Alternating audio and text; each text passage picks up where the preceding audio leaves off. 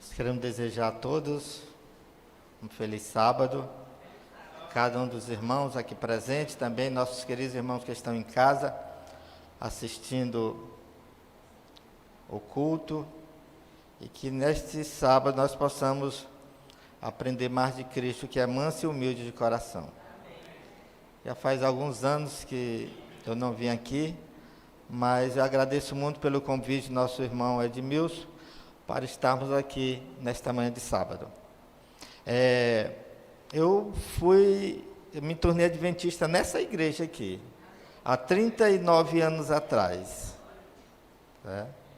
Eu me tornei adventista. Irmãos, para aqueles que já me conhecem, né? Eu sou albino, a minha esposa Leda. E para aqueles que não me conhecem, eu continuo sendo albino, viu, meus queridos? E é um prazer estar aqui com vocês. Irmão, vocês sabem que nós somos escravos do horário, né? E eu quero avisar, são 10 para as 11 e nós vamos pregar até 11h30, né? O horário, 11h30. Mas se por acaso se eu passar alguns minutos de 11h30, aqueles que quiserem sair, pode sair, tá bom? Fique à vontade. Eu não vou ficar triste, não. Eu vou pensar que você está gostando tanto da programação que foi chamar mais gente para assistir, tá bom? Não fique triste, não fico triste, não. Pode sair. E nesta manhã de sábado, nós queremos falar, o título da mensagem desse sábado é Entendendo o Texto. Nós vamos falar, irmãos, sobre algumas passagens bíblicas que têm uma compreensão meio equivocada, certo? Então, a nossa mensagem hoje está mais voltado para como compreender a Bíblia, como entender a palavra de Deus, porque vocês sabem que hoje, uma das coisas que mais acontece, essa questão de várias igrejas diferentes, é mais questão de interpretação, certo? No curso mesmo de teologia, existe uma disciplina chamada hermenêutica, que também essa disciplina tem no curso de direito, a arte de interpretar. Então, a Bíblia, como a palavra de Deus, ela precisa ser interpretada da maneira correta. E também, irmão, vocês sabiam que a Bíblia não foi escrita para nós, né? Como nós aqui, ocidentais. Não foi escrita para nós. Você pode ver na Bíblia que o livro de Romanos foi escrito para os romanos. As cartas aos Coríntios foi escrita para os coríntios, não foi para nós. A carta aos Gálatas foi escrita para os Gálatas, não foi para nós. O livro de Mateus não foi escrito para nós, foi escrito para os judeus. O livro de Marcos foi escrito para os romanos. O livro de Lucas foi escrito para os gregos. Certo? Então, nós precisamos procurar entender a Bíblia da época que foi escrita. Senão você vai fazer uma interpretação equivocada. Você vai dizer o que o autor quis dizer de uma maneira diferente. E se o autor escreveu algo com propósito, e você disser que ele escreveu com outro propósito, isso é falso testemunho. Porque você está dizendo uma coisa que o autor, na verdade, não disse. Então, para ser bem claro, nós vamos falar hoje sobre 3 contextos. O que é contexto? É assim, vamos dizer que você lê Mateus 3 e o verso 8, mas você não entendeu. Então você vai ler o contexto. Então o que é o contexto? É Mateus capítulo 3 e o verso 9, 10, 11, 12, ou Mateus 3, verso 7, 6, 5, 4, ou seja, são aqueles versículos que estão ali próximo àquele versículo principal que você leu. Então, isso é o contexto. E hoje nós vamos ver os 3 tipos de contextos. É o contexto imediato, o contexto secundário e o contexto cultural. Tá? Então, o primeiro contexto que nós vamos ver agora é o contexto imediato. Ou seja, vamos abrir a Bíblia em João 5, João capítulo 5.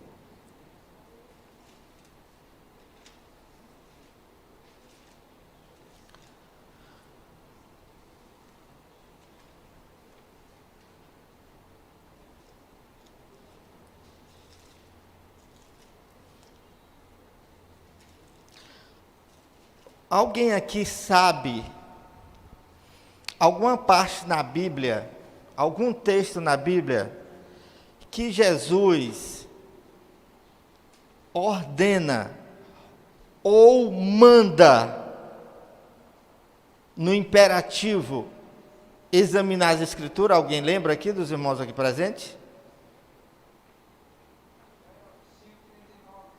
João 5,39? Então, você acredita que ali é no imperativo, né? Jesus está mandando, é isso?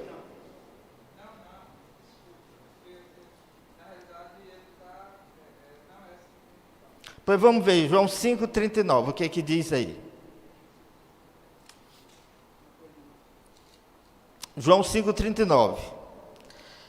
Examinais as Escrituras, porque julgaste nelas a vida eterna, e são elas mesmas que testificam de mim. Então a pergunta é, esse examinar aqui é no imperativo? Jesus está mandando? Certo.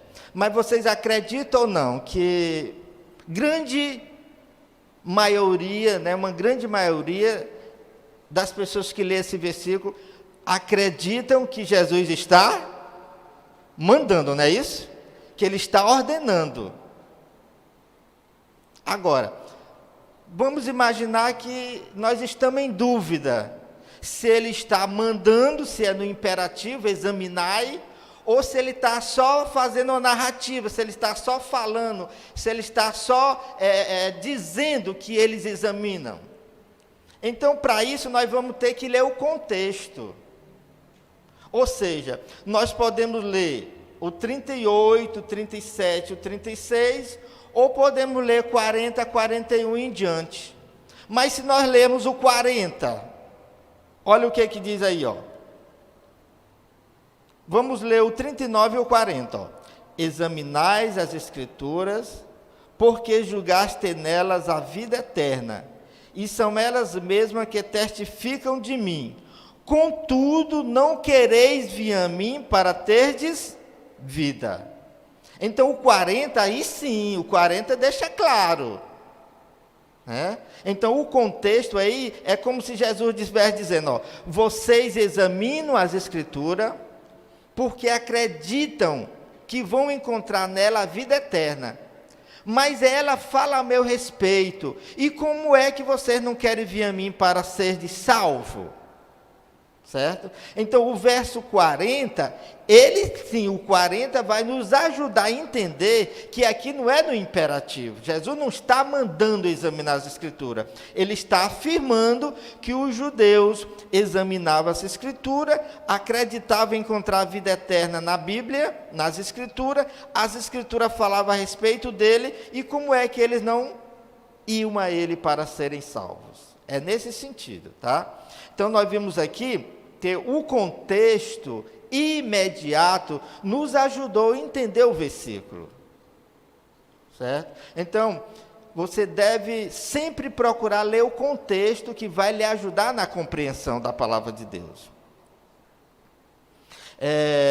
Vamos ver aqui 1 Coríntios 10. 1 Coríntios capítulo 10.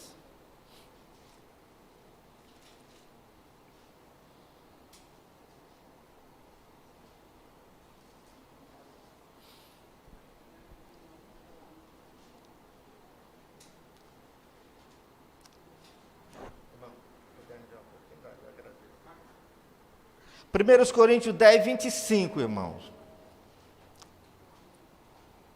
Olha como é que diz aí, ó. Comei de tudo o que se vende no mercado, sem nada perguntardes, por motivo de consciência. Então, ó, quantas pessoas leem esse versículo, né, e dizem assim, olha, a Bíblia diz que a gente pode comer de tudo. Agora não tem esse negócio de comer, proibido comer carne de porco, proibido comer sangue, proibido comer peixe de couro. A gente pode comer tudo, porque a palavra de Deus diz, comer de tudo o que se vende no mercado, sem nada perguntar por motivo de consciência. E agora, como é que a gente faz? Nós vamos ler o contexto imediato para que haja uma compreensão melhor do texto. Vamos ler o contexto imediato. Continuando a leitura, vamos prestar atenção aí, ó. 26. Porque do Senhor é a terra e a sua plenitude.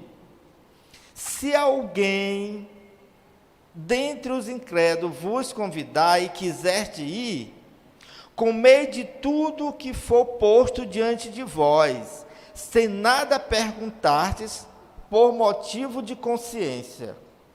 O 28.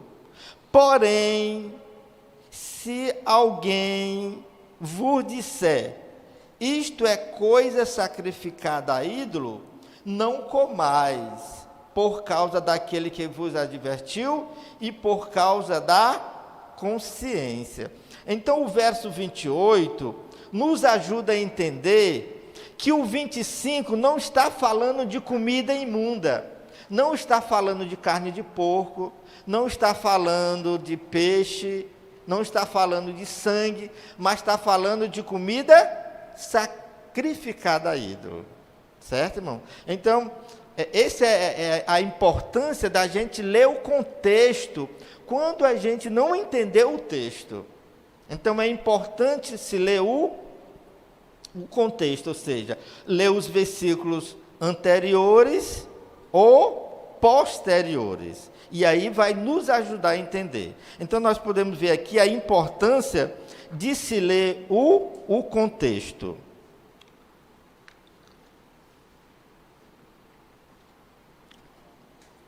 E aqui nós estamos vendo aqui a primeira parte, o contexto imediato. Então, nós vimos já 2 exemplos. Vamos ver o terceiro exemplo.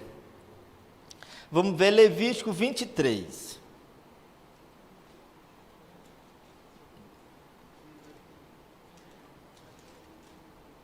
Levítico capítulo 23.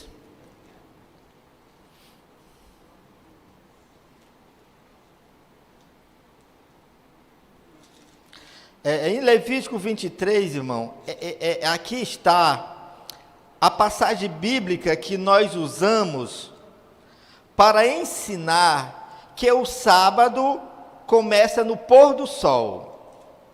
É o 23, 32. Levítico 23, 32.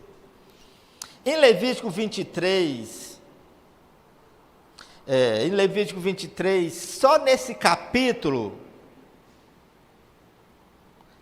contém 8 sábados diferentes. Já pensaram? 8 sábados diferentes. Só no capítulo 23. E lendo o verso 32, esse é o versículo que nós usamos para mostrar, para ensinar de que o sábado começa no pôr do sol, de uma tarde a outra tarde. 32, olha como é que diz, ó. Sábado de descanso solene vos será. Então afligireis a vossa alma aos 9 do mês, de uma tarde a outra tarde celebrareis o vosso sábado.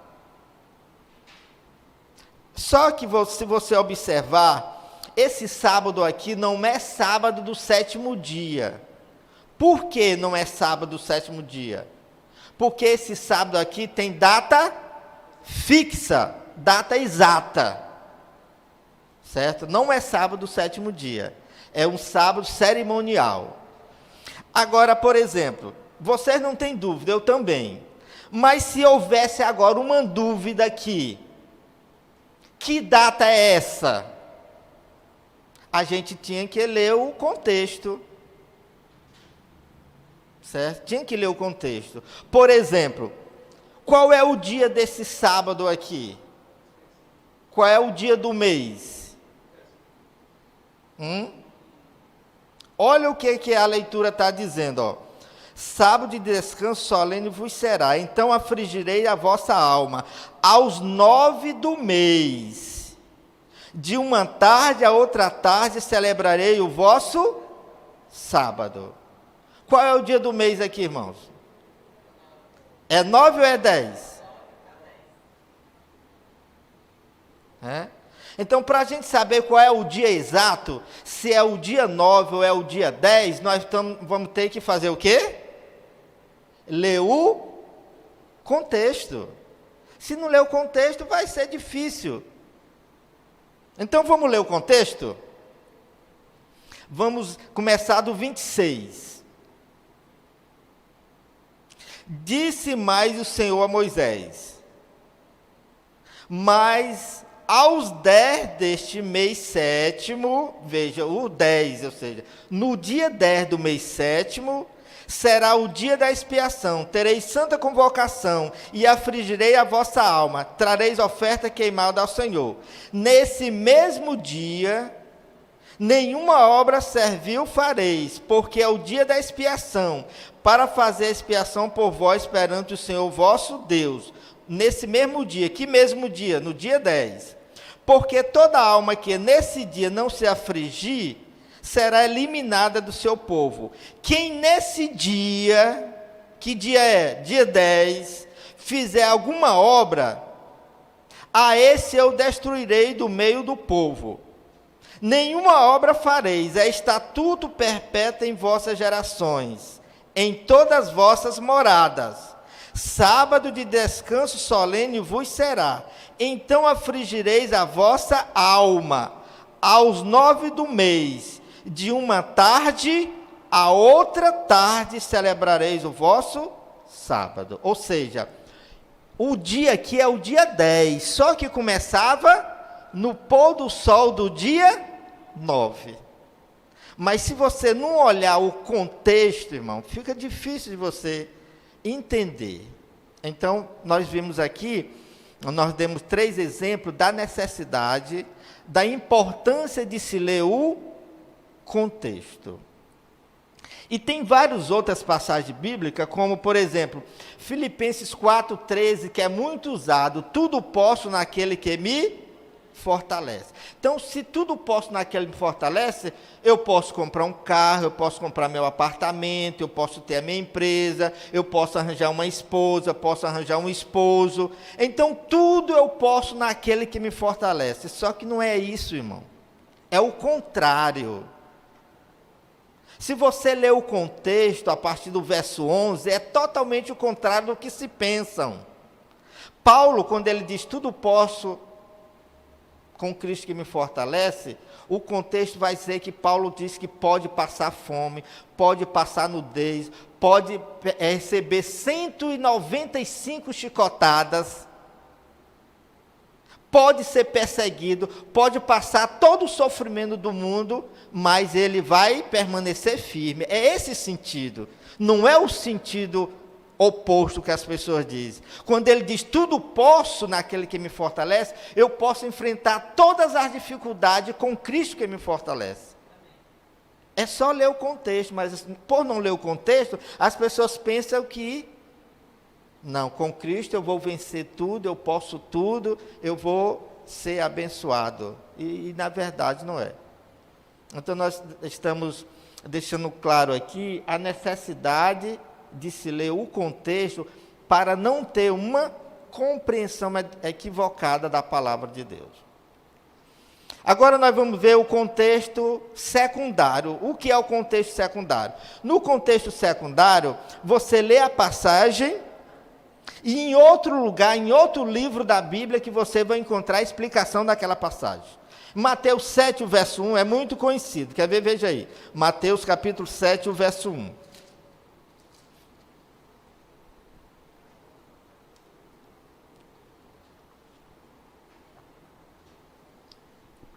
Mateus 7:1 diz assim: não julgueis para não sejais julgado. Então, o que mais se comenta não, ninguém pode julgar, não julgue, não pode julgar. Mas será que é assim mesmo? Ora, se não deve julgar em hipótese nenhuma, eu não posso dizer que o irmão é uma pessoa boa, uma pessoa dedicada à obra de Deus, é um bom pai, um bom esposo. Eu não posso dizer isso porque eu estou julgando. É um julgamento positivo, mas eu estou julgando. Eu não posso dizer que a irmã fala demais, que tem a língua grande, né? Que a irmã não leva desaforo para casa, a irmã não tem a língua queimada. Então não posso dizer, porque é um julgamento negativo, mas é um julgamento. Mas será que é exatamente isso? Não julguei para não ser julgado e pronto? João capítulo 7 vai explicar direitinho como é que funciona isso. O contexto secundário. João capítulo 7.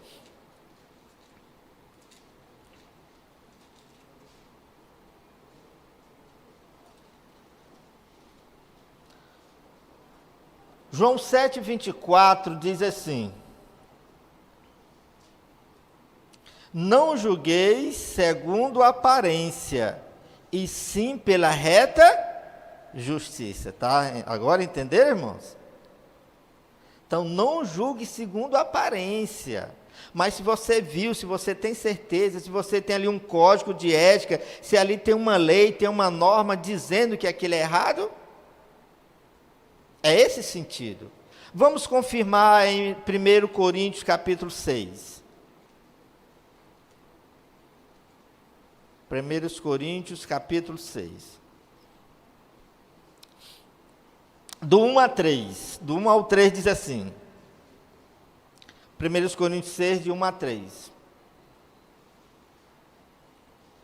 Aventuro-se algum de vós, tendo questão contra outro, a submetê-lo a juízo perante os injustos e não perante os santos? Ou não sabeis que os santos hão de julgar o mundo? Ora, se o mundo devera ser julgado por vós, sois acaso indignos de julgar as coisas mínimas? Não sabeis que haveremos de julgar os próprios anjos, quanto mais as coisas desta vida? Tá, irmão? Então, o contexto secundário está nos mostrando que nós podemos julgar sim, nós vamos julgar até os anjos, quanto mais os problemas do dia a dia. Então, a importância da gente ler o contexto secundário é muito importante. Irmãos, a Bíblia, em Gênesis 26, o verso 5, vamos abrir bem aí, 26, 5, Gênesis.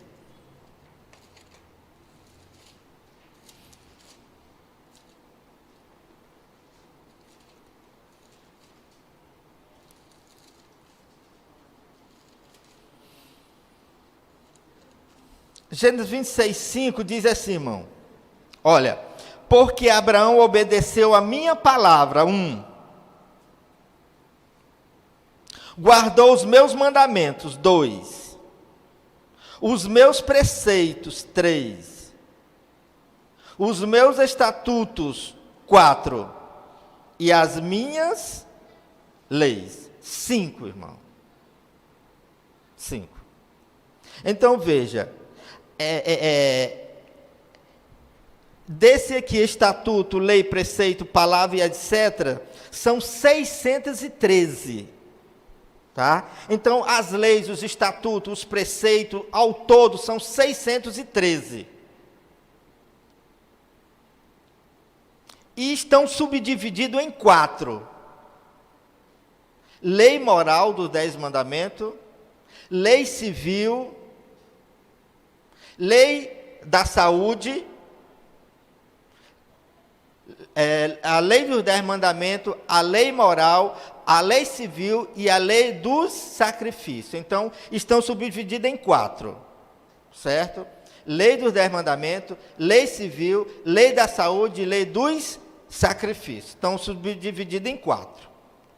Nós, como adventistas do sétimo dia, para facilitar a compreensão, didaticamente falando, nós dividimos em 2, não é isso? Lei dos 10 mandamentos e lei dos sacrifícios. para facilitar. Lei dos 10 mandamentos e lei dos sacrifícios. Mateus capítulo 5, vamos ver o que diz lá.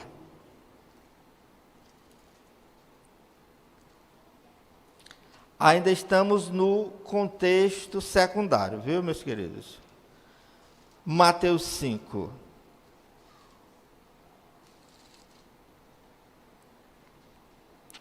Versículo 17 e 18. É muito conhecido, né, entre nós adventistas. Não penseis que vim revogar a lei ou os profetas. Não vim para revogar, vim para cumprir. Porque em verdade vos digo, até que o céu e a terra passem, nem um i ou um tio jamais passará da lei, até que tudo se cumpra. Lógico que nós, adventistas, não questionamos isso, mas se houvesse um questionamento aqui, que lei é essa? É a lei dos 10 mandamentos ou é a lei dos sacrifícios? O que os irmãos acham? O que é, algumas vezes, será que tem, assim, a adventista que acredita que é a lei dos 10 mandamentos aqui? O que vocês acham?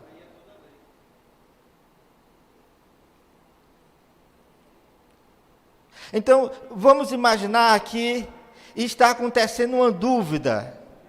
Eu não sei se aqui é os 10 mandamentos ou é a lei do sacrifício. Tá? Vamos imaginar que nós estamos em dúvida. Se aqui está falando dos 10 mandamentos nas tábuas de pedra ou da lei do livro, a lei do sacrifício. Nós não temos dúvida aqui, mas vamos imaginar que a gente tivesse dúvida. Então, vamos ao contexto. Qual é o contexto que nós estamos analisando? Secundário. Observe que aqui está em Mateus capítulo 5, foi o primeiro sermão de Jesus. E depois que ele morreu e ressuscitou, ele falou sobre isso aqui. Lucas 24, vamos lá? Lucas 24. Vamos ver o que foi que ele falou lá a esse respeito. Lucas capítulo 24.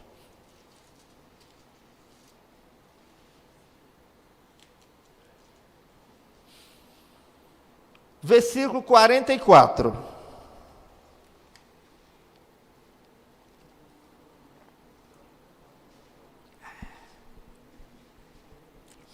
Então, depois que Jesus morreu, ressuscitou, ele conversando as últimas palavras ali com os discípulos, olha o que Jesus falou para os discípulos. A seguir, Jesus lhes disse: são estas palavras que eu vos falei, estando ainda convosco.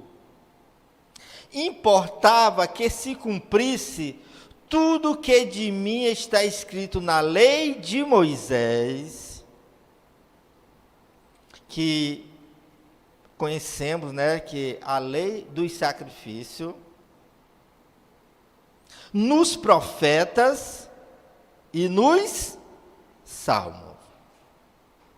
Então, nós como adventistas que fazemos essa diferença entre os 10 mandamentos e a lei de Moisés, a lei do sacrifício, aqui deixa claro que quando Jesus diz, não vim para abrogar nem destruir, eu vim para cumprir, Jesus está falando da lei do sacrifício e não dos 10 mandamentos. Observe aqui no 44, ele diz que veio cumprir tudo o que dele estava escrito na lei de Moisés, ou seja, aquele sacrifício ali apontava para ele, Jesus, o Cordeiro de Deus que tira o pecado do mundo.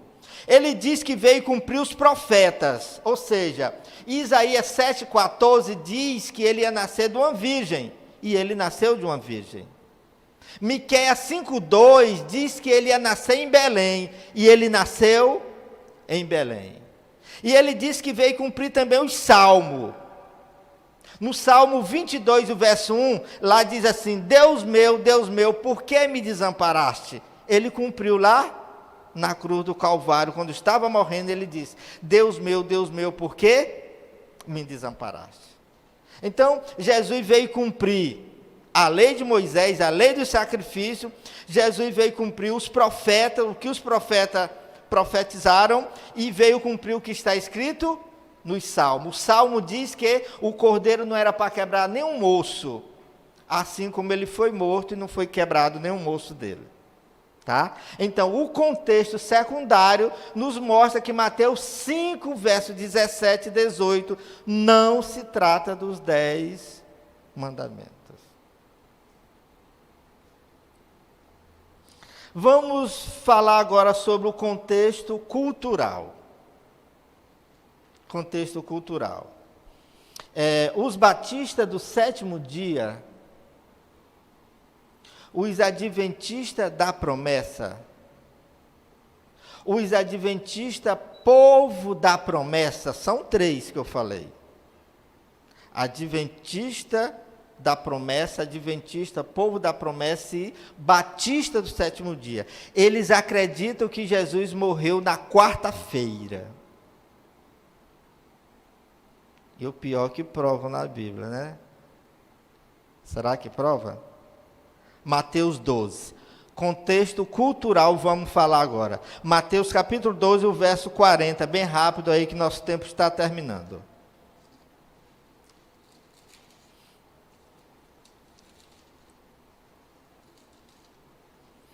Mateus 12, 40 diz assim, olha aí, ó.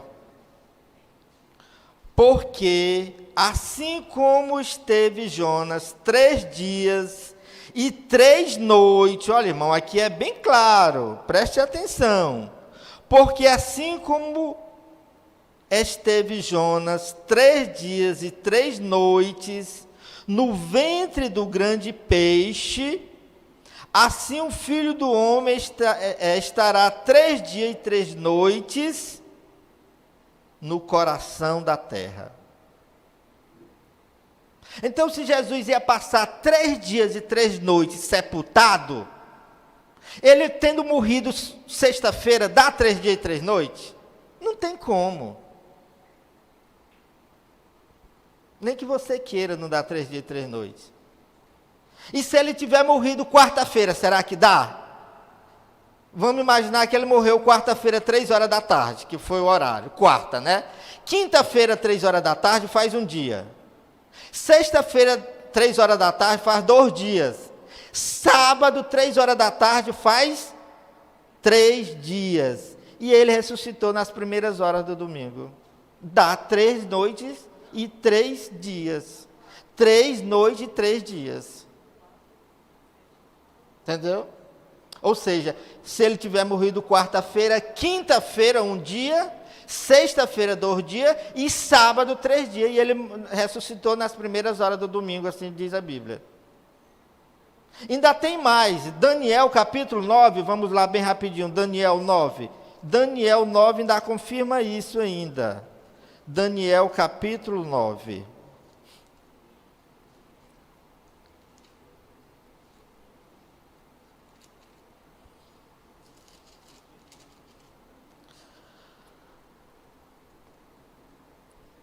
Daniel 9, 27 ainda confirma isso, olha aí, Daniel 9, 27. Ele fará firme aliança com muitos por 1 semana. Na metade da semana fará cessar o sacrifício e a oferta de manjares. Então Jesus faria um acordo com muitos com 1 semana, mas na metade da semana, que dia é a metade da semana? Quarta-feira. Então, com essas 2 passagens, eles afirmam e pregam que Jesus morreu na quarta-feira. Mas nós estamos agora concluindo aqui, falando do contexto cultural. Tá? O seguinte é esse, meus queridos. Depois, se vocês tiverem tempo, vocês vão olhar em Marcos, tá?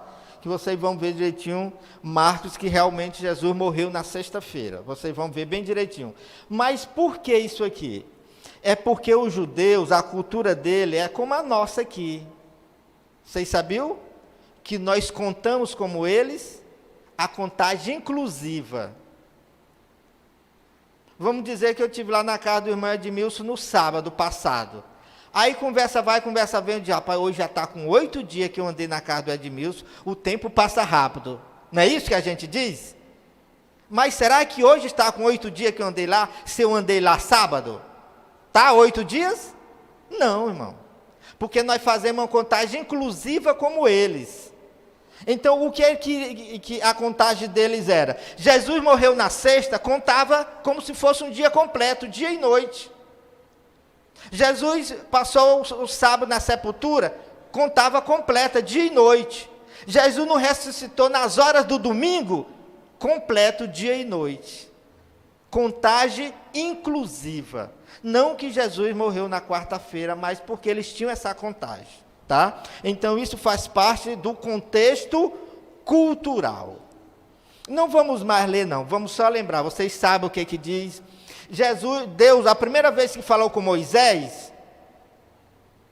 Deus disse assim, Moisés, tira a sandália dos pés, porque o lugar em que estás é terra santa. Você vai ler a Bíblia toda e não vai saber por que Deus mandou tirar a sandália dos pés.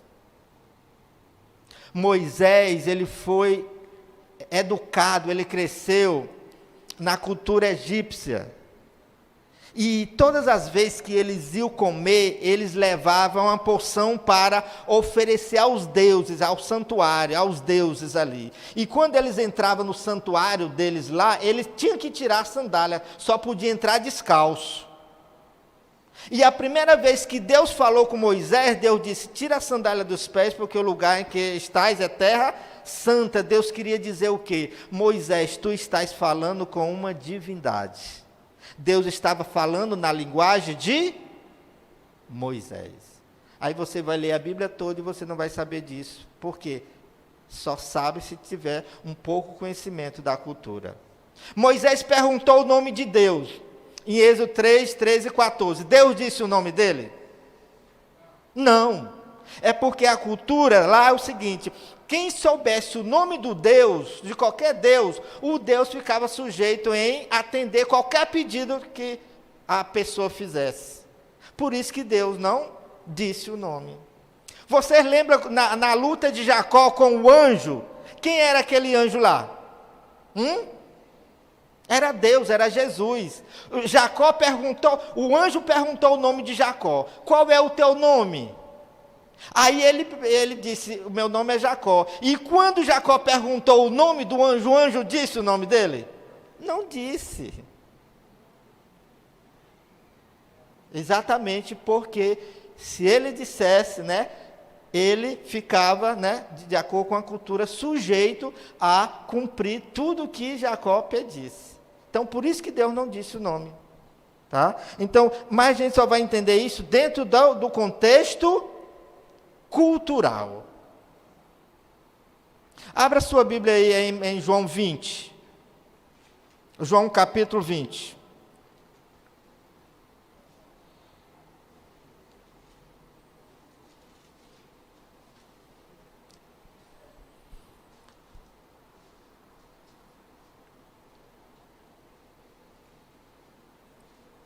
Irmão, capítulo 20 aqui vai falar sobre a ressurreição de Jesus, tá? A ressurreição de Jesus. Mas a gente lê isso aqui e nem para pensar, nem para meditar. Existe um método de estudo chamado OICA, tá? OICA. São 4 letras. O, I, C, A, oica. O O é de observação. Observe quando você estiver lendo a Bíblia. Analise direitinho. O I é de interpretação. Faça a interpretação correta. Segundo Pedro 3,16 diz, se você não fizer uma interpretação correta, você pode estar interpretando para a sua própria condenação. O C, oica, o C é de correlação. Se você interpretou, mas não tem um outro texto para confirmar o que você interpretou, sua interpretação está equivocada. E o A é de aplicação. Quer ver? Vamos prestar atenção nisso aqui. A gente lê, mas nem presta atenção. Vamos ler do verso 5 ao 7, para a gente ganhar tempo. Você já está sabendo que aqui está falando da ressurreição. Não, vamos ler a partir do 3. Saiu, pois, Pedro e o outro discípulo e foram ao sepulcro, porque souberam que Jesus havia ressuscitado. Verso 4. Ambos corriam juntos, mas o outro discípulo correu mais depressa do que Pedro, e chegou primeiro ao sepulcro. E baixando-se, olha o verso 5. E baixando-se, viu os lençóis de linho, todavia não entrou. Então Simão Pedro, seguindo-o, chegou e entrou no sepulcro. Ele também viu os lençóis. Presta atenção no verso 7. Ele também viu os lençóis e o lenço, olha esse lenço aí. Presta atenção esse lenço aí. E o lenço que estivera sobre a cabeça de Jesus, e que não estava com os lençóis, mas debaixo, mas deixado num lugar à parte. Tem outra versão que diz que o lenço que estava na cabeça de Jesus estava dobrado e colocado no lugar à parte. Aí a gente diz, mas que bobagem é essa? O que é que tem a ver? Hoje, até hoje, irmão, você está, geralmente assim num restaurante, né, algum lugar assim mais chique, você está comendo ali, aí tem o lenço, né, o lenço, aí você se limpa ali, aí quando você se limpa, você joga o lenço dentro do prato, não é isso? É isso? Não, você limpa ali, aí bota o lenço ali de lado. Aí vamos imaginar que você está comendo ali, mas você tem que dar uma saidinha, alguém lhe chama, tem que ir ao banheiro. Aí você faz o quê? Mas bota o lenço de lado, sai, aí volta. Quando você termina de comer, você se limpa e joga o lenço onde? Dentro do prato. A cultura lá era assim. Ou seja, está ali com lenço, geralmente quando é de pano, coloca assim na perna e tal, e se a pessoa está comendo, ele estava comendo ali, se ele fosse sair, mas fosse voltar, ele botava o lenço ali de lado. Mas quando ele se limpasse e jogasse o lenço em cima do prato, ele queria dizer que ele ia sair, mas não ia mais voltar. Entenderam aí, irmão? O que Jesus queria dizer quando ele ressuscitou e deixou aquele lenço dobrado ali, os discípulos ao verem ali, ao chegar e ver Pedro ali, ver o lenço dobrado, ele, Jesus vai voltar. Tá, irmão? Aí você vai ler a Bíblia toda, mas não vai entender por que esse lenço estava dobrado ali à parte. Tá? Mas... Todavia, porém, no entanto, o que devemos fazer, irmão, ao estudar a Bíblia? O que devemos fazer para ter uma compreensão melhor da Bíblia? 1 Reis 22, 5 diz, consulta primeiro a palavra do Senhor. Irmão, nós temos que consultar a Bíblia, examinando-as minuciosamente, prestando atenção nos detalhes naquilo que está escrito. Primeira coisa que devem fazer é consultar, é observar. Segunda coisa que devemos fazer, Jeremias 15, 16. Encontrando as tuas palavras, logo as comi. Tua palavra foram doce ao meu paladar. Ou seja, nós devemos fazer da palavra de Deus o nosso pão espiritual. Terceira coisa que devemos fazer, Isaías 28, 13. Examinar a palavra de Deus um pouco aqui, um pouco ali. Ou seja, devemos estudar a palavra de Deus por assunto. Você não está proibido de ler a Bíblia, mas você deve estudá-la. Estudá-la. Por assunto. Quarta coisa que devemos fazer em relação a palavra de Deus. Nós devemos... O Salmo 119, o verso 11 diz assim: guardei as tuas palavras no meu coração para não pecar contra ti. Ou seja, nós temos que internalizar a palavra de Deus. Nós temos que memorizar a palavra de Deus. Porque logo, logo não vamos ter oportunidade de andar com a Bíblia. Nós vamos lembrar só daquilo que tem na mente e no coração. E a quinta coisa que nós devemos fazer está em Tiago 1:22. Sejais praticante da palavra e não somente ouvinte. E para concluir, queremos ler 2 Timóteo capítulo 2.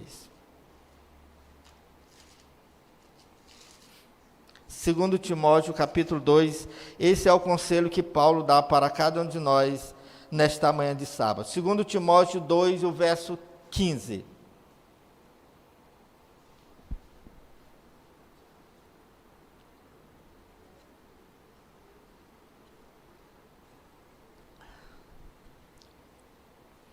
Procura apresentar-te a Deus aprovado como obreiro, que não tem do que se envergonhar e que maneja bem a palavra da verdade. Esse é o nosso desejo nesta manhã de sábado.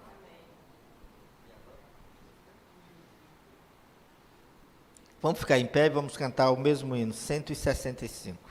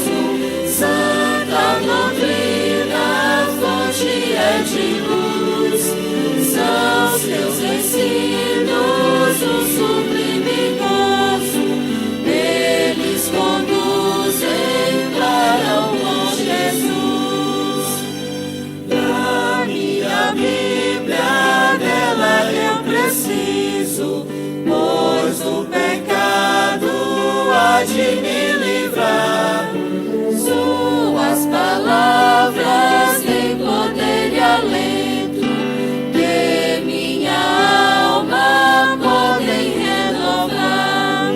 Da minha Bíblia, livro tão precioso, santa doutrina, fonte é de luz, são teus ensinos, um sublime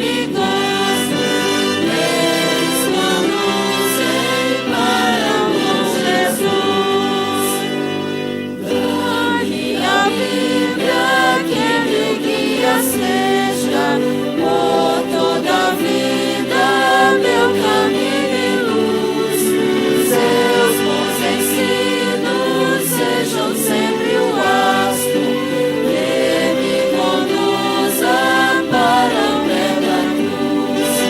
Na minha Bíblia, livro tão precioso, santa doutrina, fonte é de luz.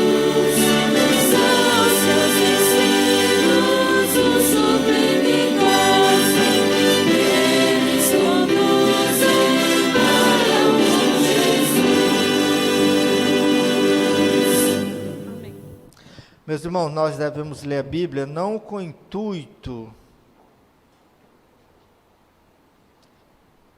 de suprir nossas necessidades de curiosidade, de conhecimento, mas nós devemos ler a Bíblia com o propósito de ser pessoas melhores a cada dia, a cada momento. A sermos pessoas que possamos viver de acordo com a vontade de Deus. Que hoje sejamos melhores do que ontem e amanhã melhores do que hoje.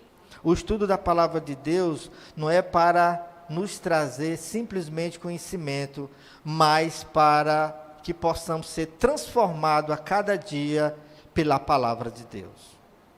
Oremos. Pai nosso que está no céu, santificado, glorificado e exaltado seja o teu nome. Obrigado, Senhor Deus, por esse manual de sobrevivência que é a tua palavra.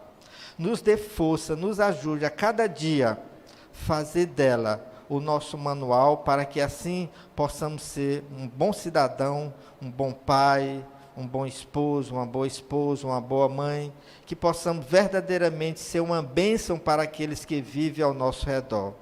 Que sejamos um instrumento nas tuas santas mãos, para que assim possamos levar este evangelho a outros que estão necessitando. Continua conosco, nos dê ombros fortes para carregarmos nossa cruz, nós te pedimos em nome e por amor de Jesus. Amém, Senhor Deus.